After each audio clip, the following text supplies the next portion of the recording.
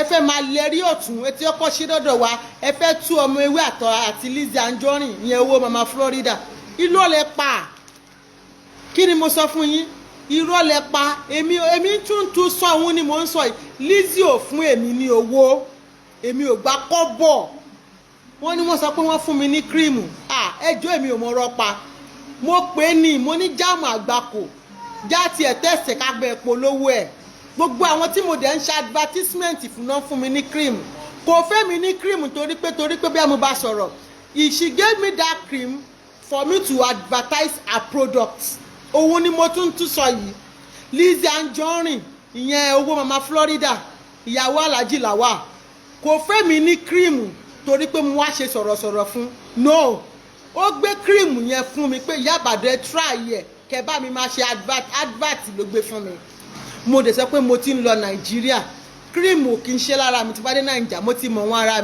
mi lè lọ anything tó bá háàṣì jù ojú yàn máa bọ́ọ̀nù ni cream náà ṣì wà nílé o onírọ́ ló máa sọ pé lẹ́rìí ń wà lọ́rùn o Lizzy wà ń bẹ̀ àwọn tó ṣojú ẹ̀ ó ṣojú Tóyìn pèpèrèǹpè náà o wọn ò fi ẹ lọ sọ̀rọ̀ lórí Facebook fẹ́mi ní cream o torí mo rí pé ẹ kàn bẹ̀rẹ̀ sí ní farun wájú papọ̀ mọ́ tí pàkọ́ ẹ ṣáàfẹ́ wò pé ó yẹ kó gbogbo ayé kọ̀yìn sí tẹ́bá tí ń báyàn kan jà ẹ máa ní ẹni yẹn lára ẹ máa fẹ́ kí gbogbo ayé kọ̀yìn sí onítọ̀hún ẹ máa fẹ́ kí ó máa dáàbò left and right ẹ ló pílánì fún mi ilé ayé náà ti ń pílánì fún yàn béèyàn bá búyàn ní bùkúbù tẹ́nìyẹn bá kó tó bá rí pé èbú tẹ́nìyẹn bù ó kàn ń légungun èèyàn lè fẹnu ẹ̀ sọ nǹkan tó hùn ìgbé nǹkan tí lágbáyé dẹ̀ ṣe fún mi yìí ṣáwàgò ń búyàn lórí Facebook ṣáwàgò kì í lérí mọ́ra wa pé wo wàá fẹ́ kú tí n bá gbá ẹ mú wàá gbà wàá ṣe kinní kan wàá ṣe kókó wá pàṣásùn máa díù pẹ̀lú ẹ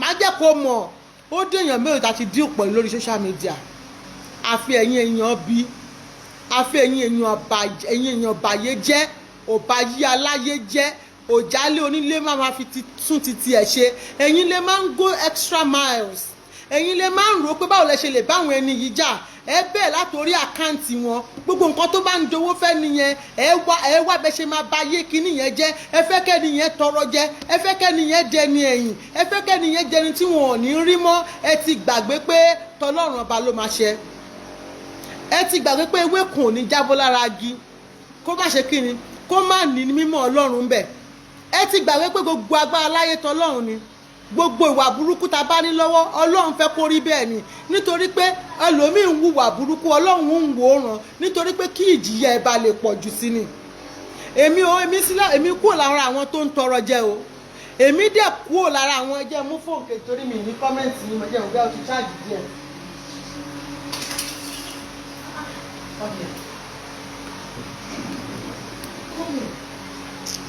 mo ń bọ̀ ọ́ má bínú ojú mo kúrò lára àwọn tẹ́ pé wọ́n máa béèrè ohun èmi ò kí ń ṣe speaker kí n gba owó no ẹni tó bá sọ pé òun ti sanwó fún mi rí lórí speaker tí mo sọ̀rọ̀ ẹnikẹ́ni náà bọ́ síta tó bá gbé advert fún mi máa gbowó ó bá àjọmọ̀ ìyá mi máa charge máa gbowó mi business nìyẹn business before pleasure òun ló lóyìnbó pé ṣùgbọ́n pé mo wá sọ̀rọ̀ pé kẹ́ ẹ lọ bú lágbájá mò ń bú lágbájá ó wá fẹ́ sanwó fèmí kò ṣẹlẹ̀ rí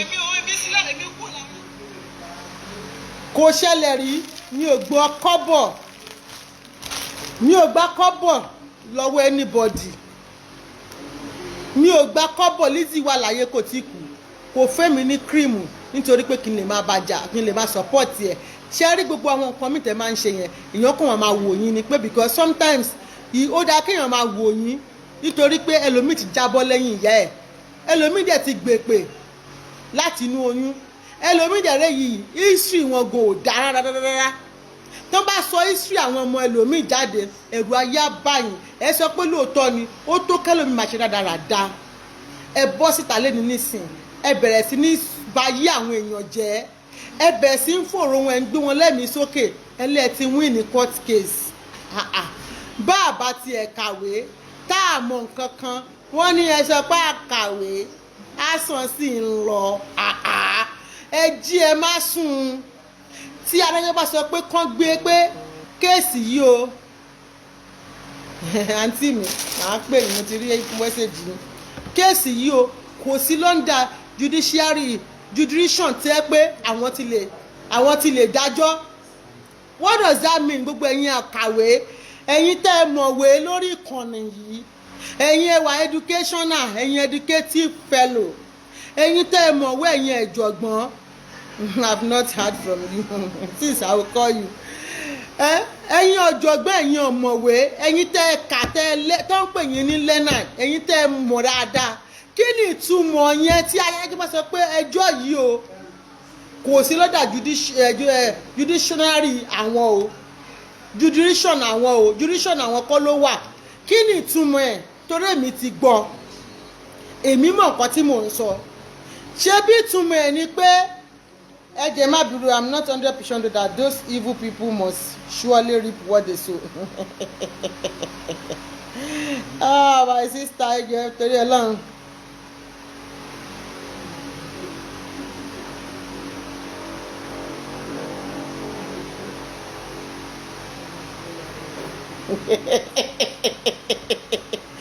Ẹjọ́ ìtumọ̀ ẹ̀ ni pé kí gbogbo ẹ̀sìn mú wá kí lọ gbẹ́jọ́ yẹn síbi orílẹ̀-èdè àbí ìpínlẹ̀ àbí àràǹdì àgbègbè ibi tẹ́ni tó gbẹ́jọ́ wá sí ilé ẹjọ́ wà.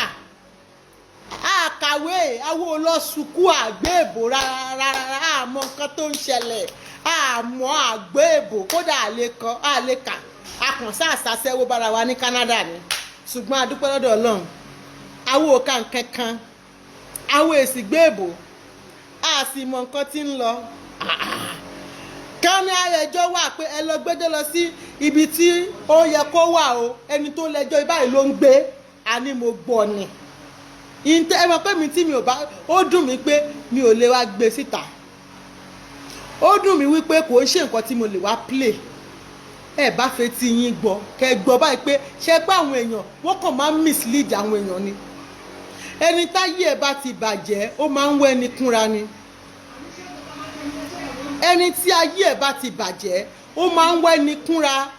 Ẹ wá ń kó àwọn èèyàn lẹ́rú, ẹ ń brainwash wọn, ẹ ń bayé wọn jẹ́, ẹ ń tì wọ́n gbọ̀ngbọ̀n, ẹ ń fi rọ́gbà òtítọ́ lẹ́nu wọn, ẹ ń sọ pé ẹ bẹ̀rẹ̀ sí ní jójú ẹlẹ́yà, ẹ ń jíjú ẹ̀sìn ni, ẹ ń ṣe gbé draft jáde ní nǹkan tó yẹ pé nǹkan tẹ̀yìn wíìchì kádájọ́ sọ lẹ gbé síta, ẹ wá fi lógò sí bí ẹni pé nǹkan tádájọ́ sọ nìyẹn, ẹ tún wá táìpù ẹ̀ pé breaking news, ẹ rí pé ẹ̀yin lè ń ba ayé ara yín jẹ́.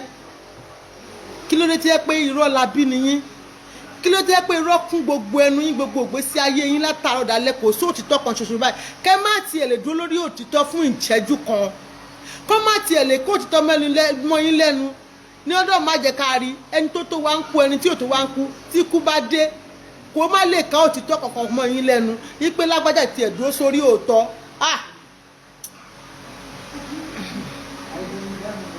Sister Kíkẹ́ James, I love you too as well. Kó má lè kó òtítọ́ kankan mọ́ yín lẹ́nu pé òótọ́ tí mo sọ leléyìí, tó yẹ kó gbogbo ọjọ́ ayé yín fẹ́ẹ̀kì níbi tẹ́fẹ́ ti fẹ́ destroy ayé aláyé, kẹ́ máa fi ọ̀rọ̀ burúkú, ọ̀rọ̀ irọ́, nǹkan tí ò ṣẹlẹ̀, nǹkan tí ẹ̀rí tí ò múnádóko ní tẹ draft lásán ẹ̀dẹ̀ wá gbé jáde bí ẹni pé àwọn illiterate ẹgbẹ́ yín bí irú àwa báyìí náà, illiterate, educational illiterate lẹ́yìn. Wọ́n ní illiterate is a disease. Béèyàn ò bá tiẹ̀ kàwé ṣé kò kọ́ pọlọ ni? Ṣé téèyàn bá kàwé èèyàn kọ́ gbọ́n orí? Ẹ sọ pé ọ̀mọ̀wé ni yín, ẹ lọ́jọ̀gbọ́n ni yín, ẹni ẹ lọ́ọ̀yà, ẹni ẹ adájọ́ ni yín, ẹni magistrate ni yín. Wọ́n ní ẹjọ́ yìí kò sí ní jurisdiction bí tó ti lè dá ẹjọ́. Ẹ dẹ̀ lọ ṣe draft tẹ́ ẹ ti prepare alẹ̀, ẹ dẹ̀ dá síta gbì pé congratulations, the case has been won. Kí lẹ win nínú ẹ̀? Ẹ wo, òun ni mo ṣe ń sọ fún yín pé tó bá gbé ọ̀rọ̀ wá, ẹ wò gbà tí 2x2 tó máa kọ́kọ́ gbé lẹ́tà kan jáde, ó ní wọ́n kọ orúkọ màmá síbẹ̀. Ẹ gbé sì tí màmá fún màmá ní I'm not daft like your father. Ẹ ní láti wake up, ẹ ní láti sọjí. Ẹ jẹ́ kó yé máa fi rọ́bò òtítọ́ lójú fún yín, ẹ jẹ́ kó yé máa parọ́ fún yín. Àwọn ẹni wọn yóò ní nǹkan kan lẹ́nu àfirọ́, àwọn ẹni wọn yóò ní nǹkan kan láti ọ́fà àfikún bayé jẹ́. Kò sóòótọ́ kan tó bá dẹ̀ ń bá yín jà, ṣé mọ̀ pé Facebook ń ṣẹlẹ̀ búra yín kóníkálùkù máa lọ ń lọ ẹ̀ àwọn máa fẹ́ make sure pé exist mọ́ existence yín ó ní wọ́n lára gbogbo bí tẹ bá ti ń rówó máa block ẹ̀ kódà bí tí wọ́n ṣe dé wọ́n sanwó wọ́n lọ gbá owó tẹ bá gbé ẹ rí pé bí mo ṣe wà ẹ rí pé mi ò ń pín ní pépà mi ẹ lè rí mi kí n pín ní pépà mi because wọ́n ti ṣe fún màmí aláṣàbírí wọ́n máa hack pépà yín wọ́n hack tẹ bá ní what is it called Western Union wọ́n hack ẹ̀ tẹ bá ní MoneyGram same thing tẹ bá wá fún wọn lákàntì nọ́mbà yín wọ́n á dìídì lọ sanwó ńlá kan owó tí ẹ̀yin go expect wọ́n wá ní kẹwàá lọ wọ́n ti ṣe fẹ́ wọn èmi ò fẹ́ mọ̀ gbogbo nǹkan kan lèèyàn máa ń sọ so many things tó ń lọ lọ́nà gẹ́gẹ́ pé èèyàn ò lè sọ síta wọ́n ṣe fún èèyàn kan dè níyì wọ́n bọ́wọ́ tẹ́niyẹn ní nínú àkáǹtì tẹ́lẹ̀tẹ́lẹ̀ ẹniyẹn ò lè rí gbà ẹniyẹn kò lè rí gbà wọ́n lọ ju owó ràbàtà ńlá kan tó jẹ́ pé tẹ́niyẹn bá fi lè dé ó bá dé báǹkì báyìí wọ́n máa arrest ẹ̀ ní ó ṣe jẹ́ pé downfall èèyàn ló máa ń dùn mẹ́yìn inú ó ṣe jẹ́ pé downfall èèyàn nínú yín máa dùn ó tó ní ká búra wa bí mo ṣe wà yín sìn I have something in me jẹ́ pé tí bá bú yín tẹ́yìn bá ti bú tẹ́ bá bú mi tí bá bú yín padà wà láìtẹ̀lẹ̀ ìsúnbìlà mi ò nílò oníjọ́ kejì ó ti tán tí bá wà lórí Facebook ni tí bá ti kúrò lórí Facebook mo ti kúrò pátápátá nìyẹn tí bá ti pa ṣáàtì nísinsìnyí mi ò rí ọ̀rọ̀ orí Facebook ṣẹlẹ̀ mọ́ àwọn tó bá ti pa chat wọ́n ṣe máa bẹ̀rẹ̀ analysis lórí báwọn ṣe máa jẹ́ pọ̀tà yín sunkún you just want this lady to be crying ẹ̀yin dẹ̀ fẹ́ máa rẹ́rìn báwo lẹ́yìn ṣe bìlí pé máa rẹ́rìn yẹn rin délẹ̀ ẹ lè rẹ́rìn yẹn délẹ̀ because ẹ ń pòkọ̀ ọ̀bànújẹ́ kalẹ̀ fọmọlà kejì ẹ wá ní kọ́lọ̀ ń da yín lóhùn ẹ ní kọ́lọ̀ ń dùn yín nínú ẹ ní kádùúrà yín gbà níbo ló ti ń gbà níbo ló ti fẹ́ ṣerú ẹ̀ kò possible because ẹ̀yin gan tẹ́yìn gbogbo nǹkan tẹ́ ń ṣe yìí ẹ̀yin gan ń ṣàwọn èèyàn ẹ̀ ń bayé jẹ́ tẹ́ bá wà àwọn ìran wọ̀nyí tí mò ń sọ fún yín àsìkò tó bá bẹ̀rẹ̀ wèrè lórí Facebook ẹ lọ wò wọ́n máa ń ba nǹkan jẹ́ gidi ni wọ́n máa ń bayé jẹ́ ni wọ́n á máa rìpọ́ọ̀tì péèjì yín ni wọ́n á máa rìpọ́ọ̀tì orúkọ yín wọ́n á máa kọ lẹ́tà sí gbogbo ibi tó bá wà ìwọ tó bá yẹ pé o bá ọjà tó bá níwèé wọ́n á make sure pé wọ́n gbé ẹ lọlé tó bá lọ bí iṣẹ́ tó wọ́n nọ́mbà bí iṣẹ́ ẹ wọ́n á pe bí iṣẹ́ ẹ wọ́n á ra ọ̀ràn sí ẹ lọ́rùn ṣérú àwọn wọ̀nyí lẹ́rọ bóyá pé tó bá tún ní opportunity wọ́n ń pe immigration tó bá rí pé o ti ń bọ̀ wá sílé wọ́n á ní pé o gbé cocaine wọ́n á náà ń ṣe money laundry irú àwọn ìṣẹ̀dá burúkú báyìí ṣérú àwọn ìṣẹ̀dá ìlú yẹ kán máa sọ̀rọ̀ kẹ́ ẹ máa sọ pé ẹ̀ ń gbà wọ́n gbọ́ ẹ wọ́n ń dànù.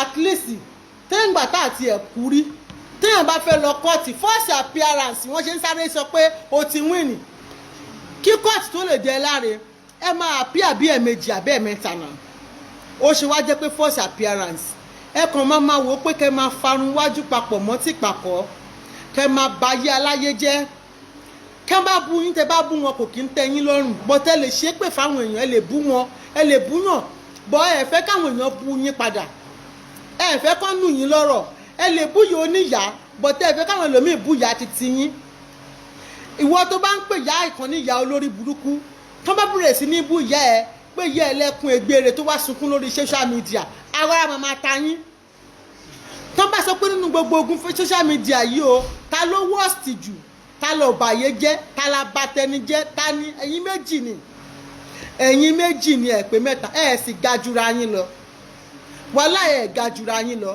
iṣẹ́ bí kan náà ló wà lọ́wọ́ yín nínú ìkan nínú yín ó mọ bó ṣe ń gbà wọn ọmọ ọlọ́mọ lọ ságì jù ó mọ bó ṣe ń kọ lẹ́tà tá di kándù dúdú kándù pupa tá lọ fi ṣépè fáwọn èèyàn àti ọmọ àti ẹbí àtàrà tá mú fọ́tò wọn sí tá máa ṣépè lágìjù èyí tó jóbìnrin nínú wọn ìyẹn mọ bóyá jẹ́ pé báírò ló máa ṣe pé ibi iṣẹ́ yín bó ṣe máa pe immigration fún yín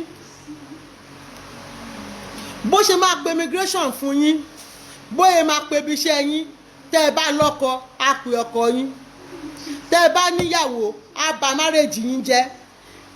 Ẹ̀gbọ́n náà tó jọ́kùnrin tó bá rí pé ẹ lọ́kọ, gbogbo nọ́mbà fámìlì oní fámìlì ọwọ́ ẹ̀ lẹ ti máa bá.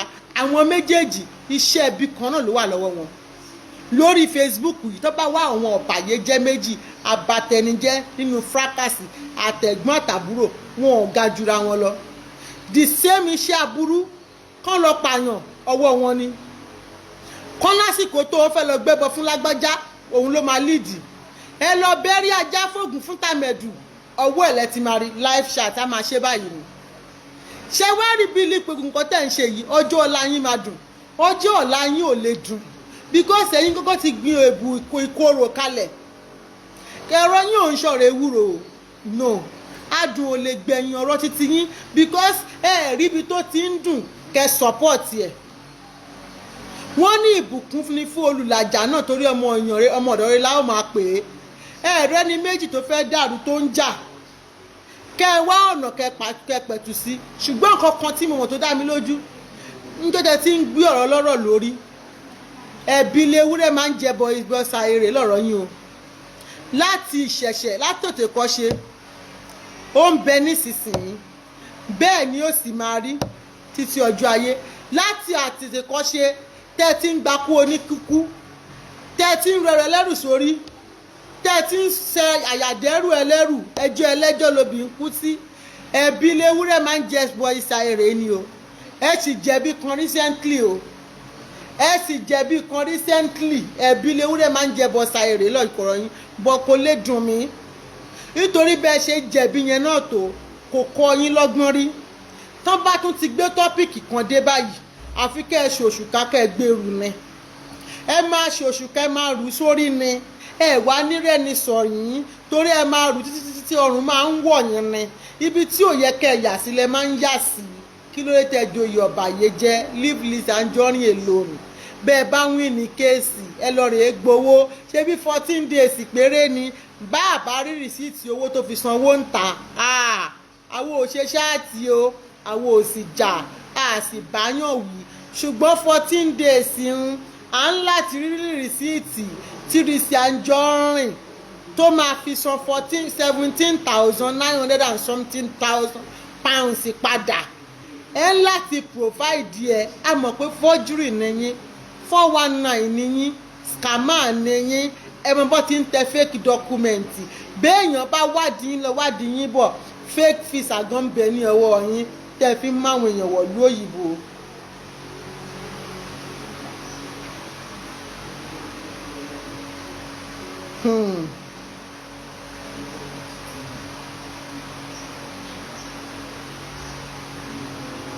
Thank you, Sister Leslie Oluwatosin. Let me pin your comments. God bless you, ma. Thank you. Ẹ jẹ́ ká tiẹ̀ wá accept pé lóòótọ́ ni Sister Doyin Lawal.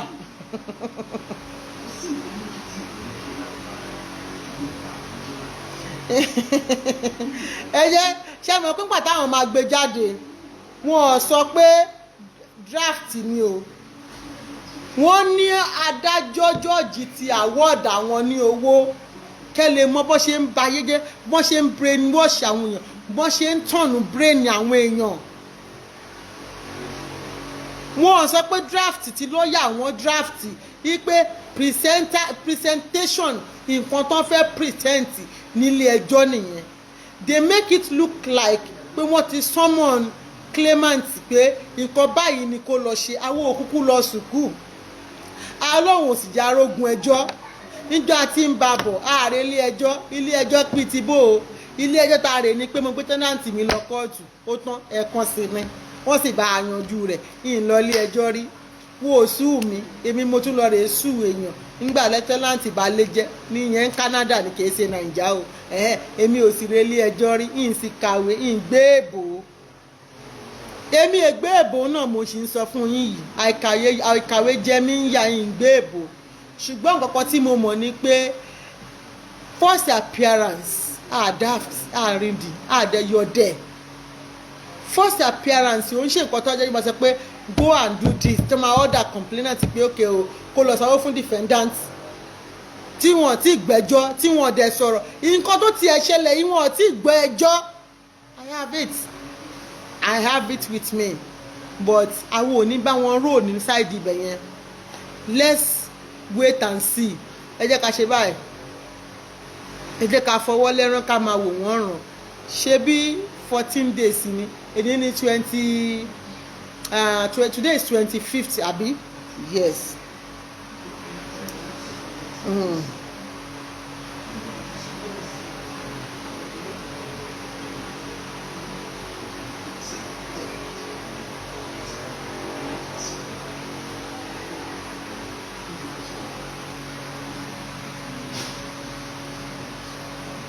So ẹ jẹ́ ká dúró de 14 days kán wá provide the receipt tí Lizzy fi sanwó.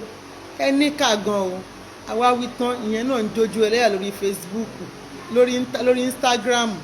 Ó mà ṣe o, ó mà ṣe o. Ìyà ń bẹ fọmọ tí ò gbọ́n, ẹkún ń bẹ fọmọ tí ń sá kiri. Kò dá kéèyàn gọ̀ láyé. Ó mà ṣe o. Ẹ̀yin dẹ́ mọ̀ bí Facebook ṣe ń rò ẹ kàn bẹ́ síbẹ̀. Ó ṣe wo mi fẹ́ dárúkọ anybody, mi ò dẹ̀ fẹ́ sọ̀rọ̀ jù. Ẹ̀yin tèmi ẹ ṣáà jẹ́ ká máa wòran. Mo kàn fẹ́ kẹ́ ẹ mọ̀ ní pé gbogbo ń tẹ́ rí yẹn na fake document o. Fake ló bá dé, fake tí wọ́n draft ni. That is not judge order and it's not court order. It's called fake. Nǹkan táwọn fúnra wọn draft wọ́n ṣàfẹ́gbẹ́ anybody mọ́ra ẹ̀mọ̀ pọ́n tí wọ́n kọ́ ṣètò kan ní ìjẹta kò wọ́ọ̀kì. Wọ́n ní Lizzy kọ orúkọ màmá, ọgbẹ́ màmá lọ sí kóòtù, ó forúkọ màmá sí igbá kan àwo kan ìkòkò wá bá aṣáṣùn. Wọ́n rí pé èèyàn ò wọlé orúkọ tó ti ẹ̀kọ́ gan tí ò bá yẹ pé bóyá pé èèyàn bá gọ̀ wọ́n kọ gbogbo orúkọ àwọn èèyàn. Àwọn Naomi Bayasi Naomi bá àwọn dá sí nǹkan tó ń ṣẹlẹ̀. Wọ́n kọ orúkọ a lot of people náà kọ orúkọ síbẹ̀. Kí ló kan Lizzy pẹ̀lú gbogbo yẹn? Ṣó mọ gbogbo wọn rí ni? Wo alájẹ onílẹ̀ ní Lẹ́kì máa talẹ̀ lọ. Continue your business. God is on your side. Jẹ́ kẹ́ni tó bá máa gbó. Èmi ò ṣe léè fún ẹ torí kò bá lè gbowó fèmi o. Èmi ò ń ṣe ẹni tó ń tọrọ owó lọ́wọ́ àwọn èèyàn. Àwọn èèyàn gangan náà ń fi nǹkan wá èmi rí. Èmi ò ní o. Mi ò dẹ̀ ń tọrọ. Mi ò dẹ̀ ń kọjá àyè mi. Mo ná ayọ̀ ọkàn pẹ̀lú ìbá nǹkan tó Ọlọ́run ṣe fún mi. Mo dúpẹ́ lọ́wọ́ Ọlọ́run. Kò sí ẹgbẹ́ mi tó lè fọwọ́ rọ́ mi sẹ́yìn. Mi ò yálé onílé. Mi ò ń tọ́jú bọlé. Ò bá lọ kọ́ mansion 10 kò kan ayé. Bó bá jẹ́ pé inú yàrá kan ni mò ń gbé wàhálà alihamdulilayi mo dúpẹ́ kódà kó jẹ́ gàrí ni mò ń sùn kó o máa fojoojúmọ́ pa ẹran kó máa kó chicken kó gbìn sórí sínú pọ́ọ̀tì ojú kòkòrò mi ò débẹ̀ bí èsì ìtẹ̀rọ nǹkan lọ́wọ́ yàn gbéyàn bá fún mi tó bá tọ́ sí mi tó bá wù mí gan láti gbà ni àìmọye àwọn ọmọ ewé tó ń gbé ní park view irọ́ onírọ́ máa sọ pé lẹ́rìí ń wà lọ́rùn tó bá wà lórí kọ́mẹ́ǹtì á máa kọ́mẹ́ǹtì tó ti fún mi ládírẹ́sì odidi park view la pè o èmi ò lọ bẹ́ẹ̀ ṣe rí ibi tí mò ń gbé yẹn inú òwò yẹn tí mò ń gbé yẹn ní kíná tí ń pè yẹn bó ṣe jágajàga yẹn I love it dákú mo love ẹ̀ bàjẹ́ that is my own life nǹkan tí bá níyẹn ló máa ń jọ mí lójú nǹkan tí bá níyẹn ló máa ń tẹ́ mi lọ́rùn so mi ò ń ṣe ẹni tí Lizzy ń fowó ra o òun náà mọ̀ tó bá ń gbọ́ a máa sọ pé lóòótọ́ ni èmi ò ń ṣe speaker tí Lizzy lè fowó ra láéláé mi ò ní o Lizzy ní owó jù mí lọ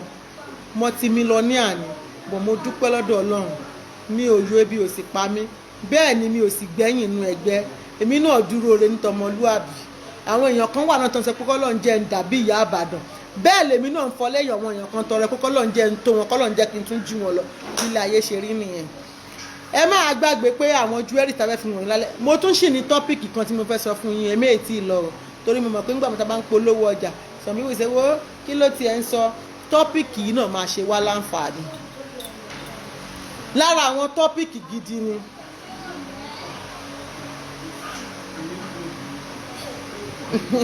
Jókòó Tádé what are you talking about ọ̀rẹ́ mi kí ló ṣẹlẹ̀ ájíà Jókòó Tádé ọ̀rẹ́ mi kí ló ṣẹlẹ̀ ájíà Jókòó Tádé mi ì rí kọ́mẹ́ǹtì tó kọ́mẹ́ǹtì sí yẹn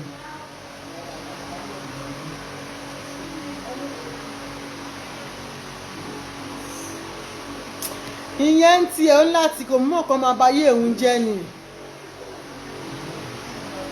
nǹkan advice mo kàn ní fún Lizzy Anjorin ni pé sórí gbogbo awuyewuye gbogbo ariwo yìí mi ò ní fẹ́ kó bọ́dà ara ẹ̀, mi ò dẹ̀ ní fẹ́ kó máa rò pé nǹkan kan ń ṣẹlẹ̀, mo fẹ́ kó focus lórí kíni. sórí success lèèyàn fi ń bọ́ tajà, olówó láyé mọ́ o, èèyàn ń bẹ náà ń pèèyàn, bí èèyàn bá sí mọ́ wọn pẹ̀lú mi, ọlọ́run ní fi ẹ́ ṣàwátì, kò ní fèmí náà ṣàwátì.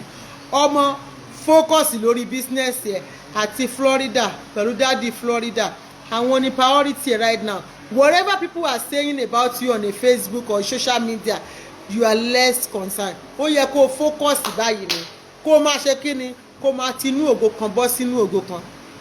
Mr. Daniel, what do you want? kó máa tinú ògo kan bọ́ sínú ògo kan ni o, kó máa move from one glory to glory. nǹkan tó kàn ẹ́ kù nìyẹn. alájà Lizzy Anjorin, òyìnbó nílẹ̀, ìyálájé worldwide, that is the next thing for you. Sorry, then say this, somebody say this, you are coming out to reply people, you definitely don't need it. ó ní pé silent is the best answer for a fool. nígbà míì téèyàn bá dákẹ́, téèyàn bá bìlí pé òun lè gbèjà ara òun, ọlọ́run á sì fọwọ́ lẹ́rán báyìí, á máa wòyàn. ṣùgbọ́n tó bá jọ̀wọ́ gbogbo, tó bá yànda gbogbo ẹ̀fọ́ ọlọ́run Elédùmarè, wọ́n ní ògbéni níjà kẹ́rù òbo níjà, á gbé ẹ níjà, wàá sọ fọlọ́run pé mi máa rán yín tó ìbàbà gọ́ọ̀dù.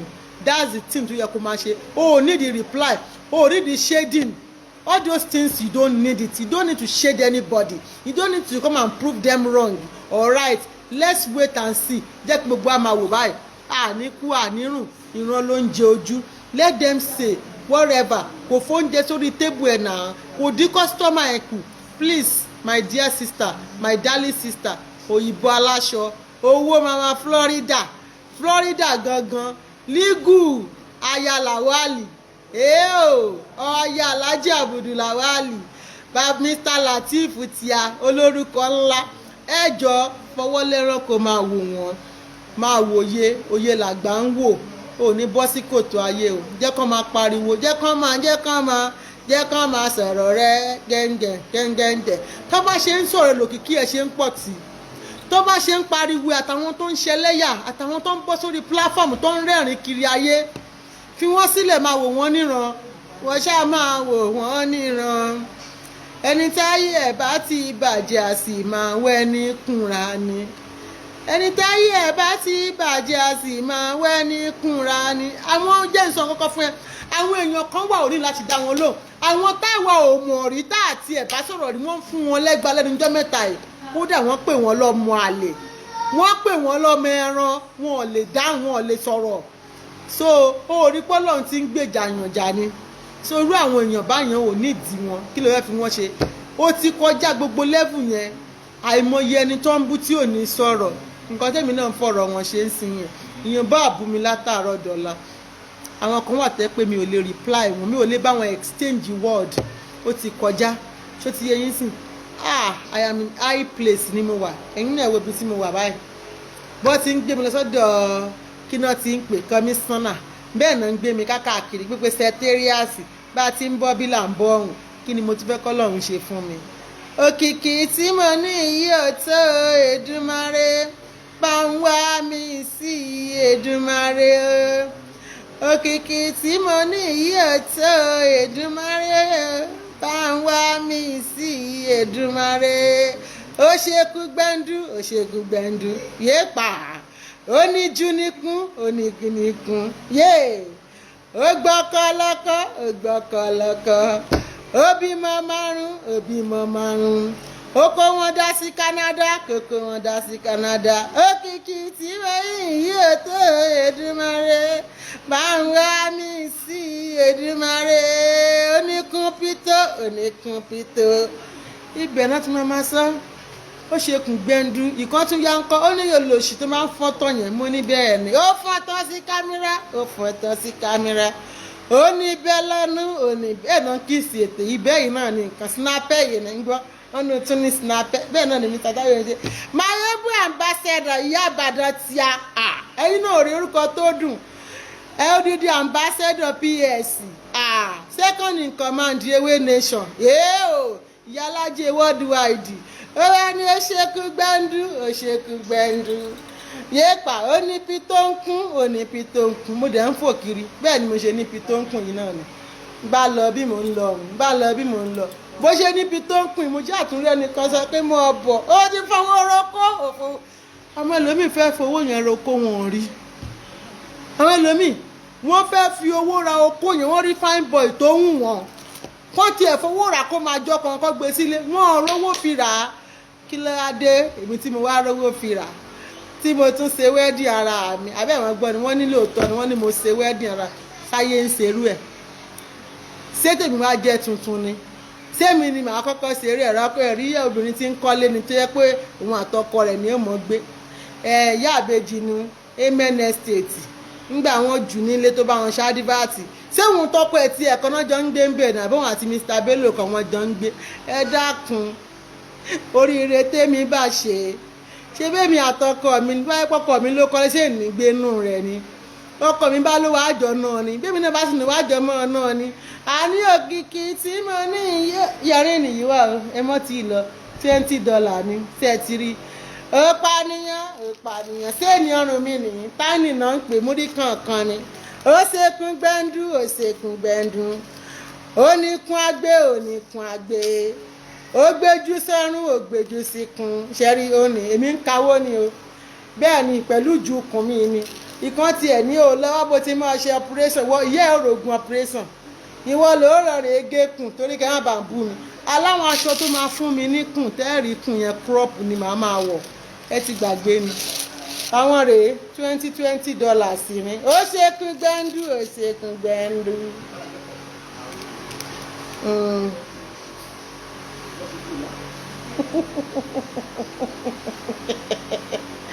ìpadàbọ̀lé ọgbọ́n èèyàn tí àbàdàn kan báyìí ó ní aberifos ó ní free wheelchair pay for oko but oko sá lọ lásìkò.